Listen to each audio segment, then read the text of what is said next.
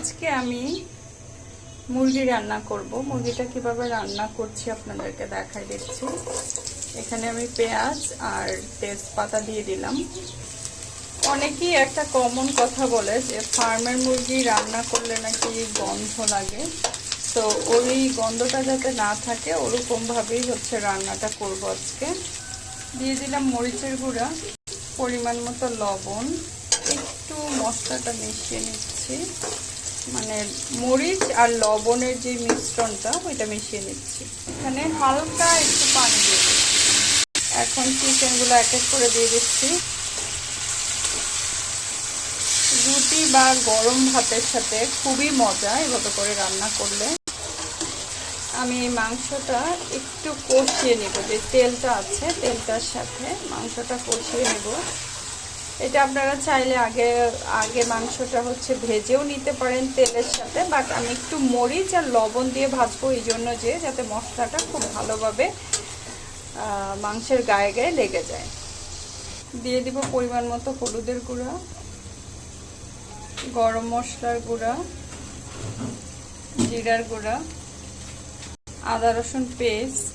এখানে আমি একটা স্পেশাল মশলা বানিয়ে রেখেছিলাম, সেই মশলাটা দিয়ে দিচ্ছি। দিয়ে দিচ্ছি সয়া সস,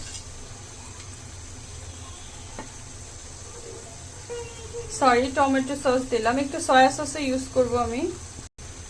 দিয়ে দিলাম সয়া সস। এখন সবগুলো মশলার উপকরণ আমি হচ্ছে মাংসটার সাথে মিশিয়ে নিচ্ছি। এই মাংস রান্নাটা এত বেশি পরিমাণ মজা, যেহেতু আমি হচ্ছে আজকে রুটি দিয়ে খাবো, সো আমি কিছু আলুও ইউজ করব এখানে, মানে আলু দিয়ে রান্না করব। আপনারা চাইলে শুধু একদম শুধু মাংস রান্না করতে পারেন এভাবে।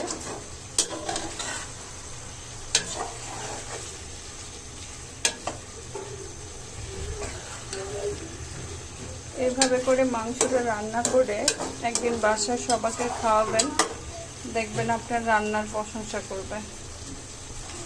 কালারটা দেখেই বুঝতে পারবেন যে রান্নাটা আসলে কেমন হবে। কালারের উপর অনেক কিছু কিন্তু ডিপেন্ড করে। সো এই মাংস রান্নার কালারটা যে কি সুন্দর এসেছে এটা আমি আপনাদের বোঝাতে পারবো না। এটা একদম কষা কষা বেশি ভালো লাগতো যদিও। এভাবে আমি হচ্ছে ঢাকনার সাহায্যে 30 মিনিটের মতো রান্না করেছি, এবং this is my final look.